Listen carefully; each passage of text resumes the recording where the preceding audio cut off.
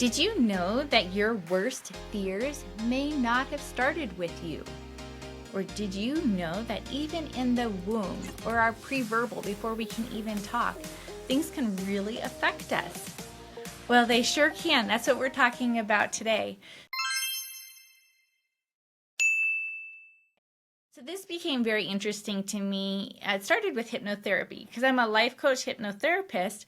And so I do one session of more the cognitive side and, our brains and just, talking through some things and tools. And then on the next session, we do the same issue, but we go and we use hypnotherapy to figure out, when did the part of us that's trying to help us came with this idea or this belief that no longer serves us, and that's actually not helping us at all.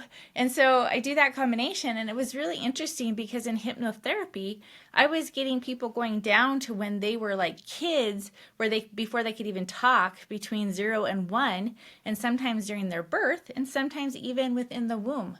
So it was very fascinating to me, and I just started doing a little bit more research on that. And it's kind of interesting because we even see in the Bible when John the Baptist was in the womb, he leaped for joy when he saw Jesus, when Jesus' mom was there. And it could have been, hey, he's feeling his mom's feelings and he leaped for joy, or he's sensing things within himself. But it definitely shows, even in the Bible, that we can be really affected and have reactions within the womb. So it's pretty interesting.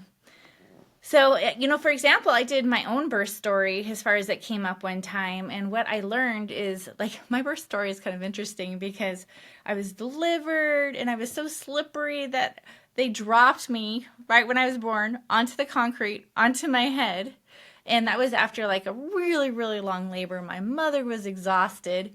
And so the nurse took me and cleaned me up. But my mother was so tired from labor, she really wasn't able to care for me at that time. And so the nurse was having to take care of me and try to make me look a little prettier with my big knot on my head. And it was very interesting because even as young as that, with that sort of experience, I started thinking I couldn't trust people. I couldn't trust my mom, things like that, which is hard to believe that we can even get these impressions or these ideas within a very young age. And it's interesting, I've heard this a lot with other people as well. For example, there was a man who had this belief that his pain is going to cause pain for other people, so he kept his pain very hidden. And that's because he had gotten hit by a car when he was pretty young. And, here he's bleeding and in the car rushing to the hospital, and he's seeing everyone crying around him. And he just associates that with his pain causes other people's pain. And so he needs to keep his pain secret. And so obviously he had to undo that because that's not going to serve him later in life. But there's just ways that our brain comes up with these ideas, and it's very interesting. I don't think a lot of people have heard about Splunkna. It is actually like a faith-based healing practice that involves, and I'd say get the book if you're interested, or there's a podcast on it. But it's basically a combination of muscle testing, meridians, all things that people would probably naturally say, oh, that's new age. But actually she makes a very good case for it's not.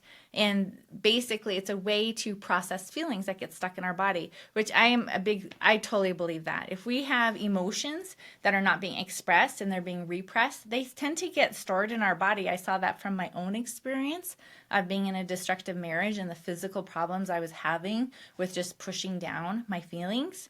And I've seen that with lots of different clients and lots of different friends. So it's very interesting. So Splunkna is just a way of processing those feelings. And it's done in a way where the person doesn't have to come up with the memories, which is great. That's why I do hypnotherapy, is because it's the same thing. Being in a hypnotic state helps people to just relax and be able to see more internally. But Splunkna uses muscle testing in order to just ask ourselves the different times and different parts and different feelings of when and where they got stuck, and then just to release them, which is really amazing. So I did a session, loved it.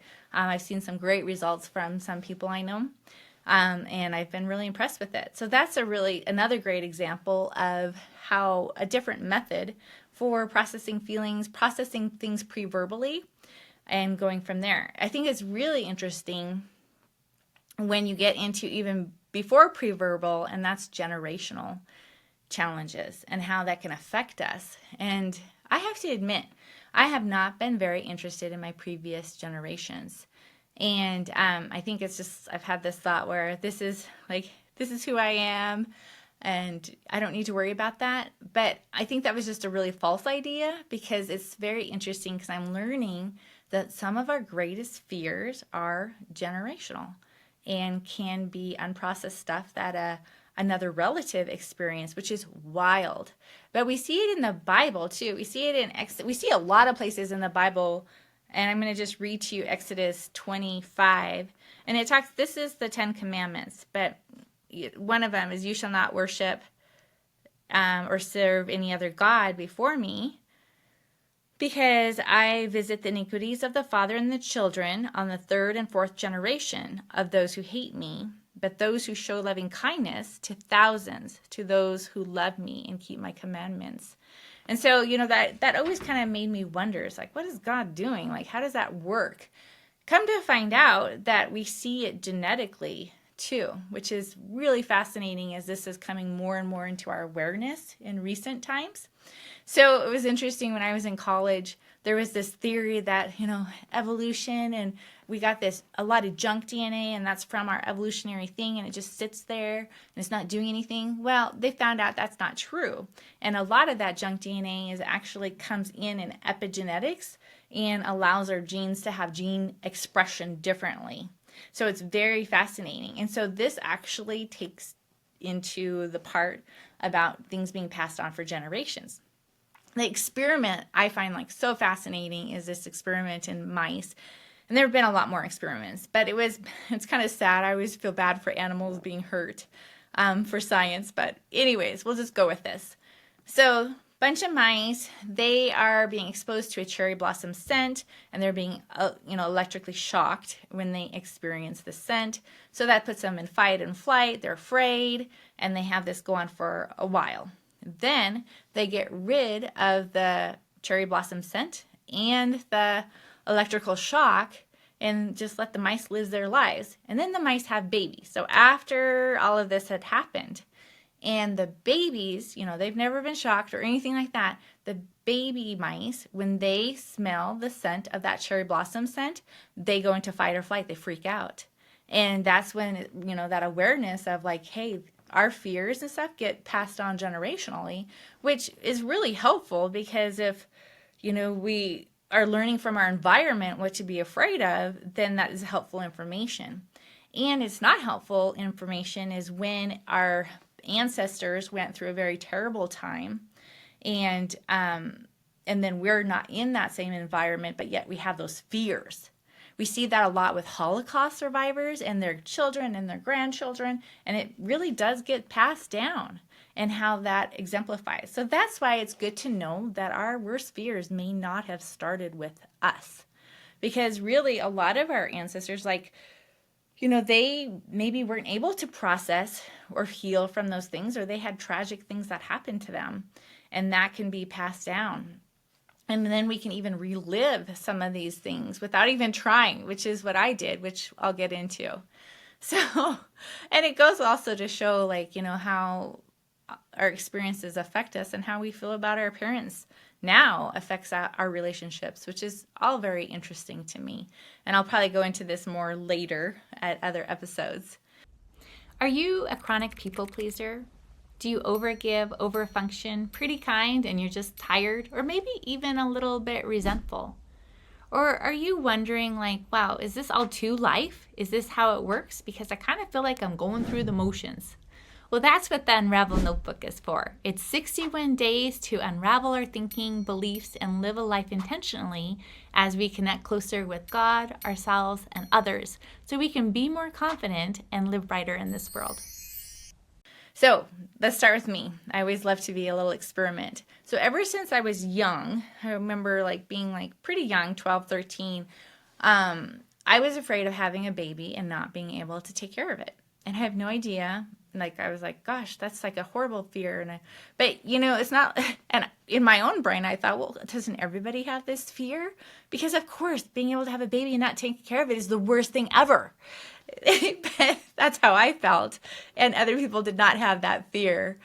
And as I looked into my family lineage, which is, like I said, I wasn't very interested in that before, but as I dove into this, I learned some very interesting things.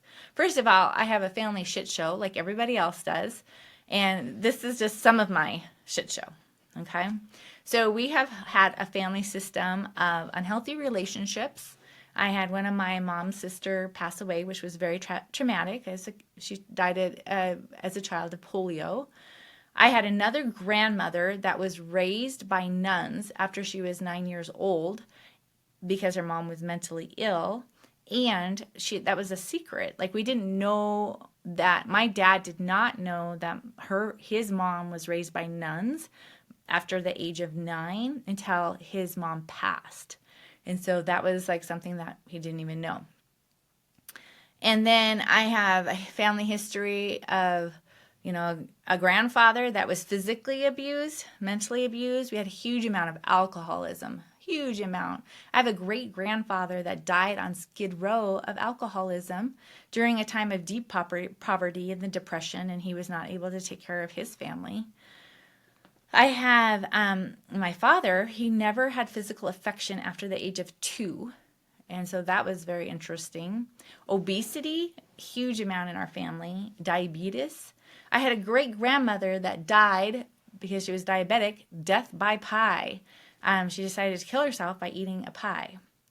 So I really have only one set of grandparents that really loved each other and loved God in a lot of my lineage, and it's very, very interesting. And we all have it. We all of our family, and it's better just to accept what we have instead of thinking that we needed the perfect childhood or the perfect family system, because hey, we're here on earth and none of us are perfect and none of our families are perfect. That's for sure. But I think it's really cool because we have the availability, more the understanding to be able to heal our generational trauma and heal our own trauma at a space and time where people did not have that available. Like, I look at my ancestors, it was about survival. It was about basic needs, and they did not have the opportunity. But now that we're all calm, and have some more have more of our needs met, it's amazing how we have struggled mentally, because honestly, now the things that were pushed down generationally in our own lives surface when we're at a calm state, which I don't see that as a bad thing. I see that as like a great opportunity for us to heal our generational and our own challenges and become more alive and live brighter. So I think it's amazing. So back to my core fear. So, like, again, my fear was having a baby and not being able to take care of it. Well, my grandma Lillian, the one I referred to just a little bit ago, she was mentally ill, quote unquote, and was not able to take care of her kids. So she had 3 kids, and the youngest was my grandmother, and that was the one that was raised by the nuns after the age of 9 because she could not take care of her kids. And so what's fascinating is I looked into the medical records of her, because wildly enough, we just got him. My dad just got him just a little bit ago, because with her mental challenges, my dad in 2001, when I had my mental challenges, he's like, well, she's the one in our family that did. Maybe there's a link. So he requested, get this, he requested those medical records like over 20 years ago, and we just got them just when I became interested in all this. So I read her medical records, and I was like, oh my goodness, this is so freaking sad. Because at age 33, 12 days after having a baby, what could that be? She had a fear of not being able to take care of her kids. She's like, why should I feed my kids? Because they're going to die. And why would she have this fear? Well, you look into her history. She already had 2 siblings, her sisters that had died, 3 brothers that had died, and her parents that had died. So here she's 33, just having a baby, and I didn't say her first child had so just was very slow and has mental challenges, and the second one also had some was very slow. So she has disabled kids to a degree and has another baby. Oh, and get this, she was raped. And so she wasn't sure if this baby was even from her husband. So, and I'm like, no wonder she was having some mental challenges. And so I was like, well, no wonder she had a huge fear, because she wasn't able to take care of her kids. Her husband at the time had been working on the railroad and wasn't around. She had, these challenges, wasn't able to meet their needs, and her kids were taken away from her. And so that would be very, very challenging. And so you look at, I look into her medical history and I'm like, oh my goodness, here it shows that she actually had physical symptoms of the rape, and here she has this.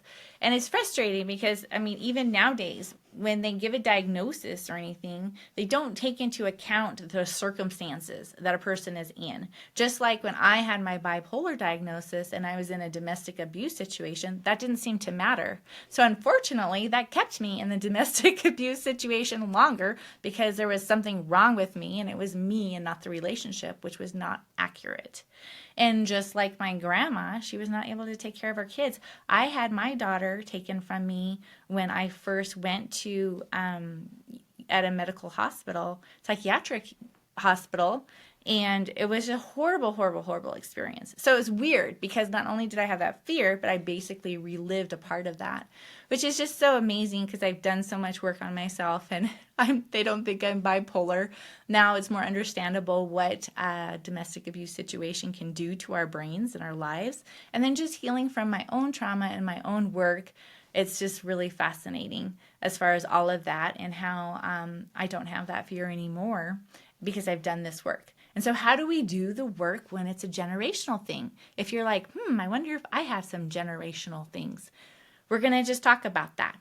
First of all, make sure as I'm asking you these questions, you're taking deep, full breaths. Because when we're talking about our fears, worst fears, it can be stressful.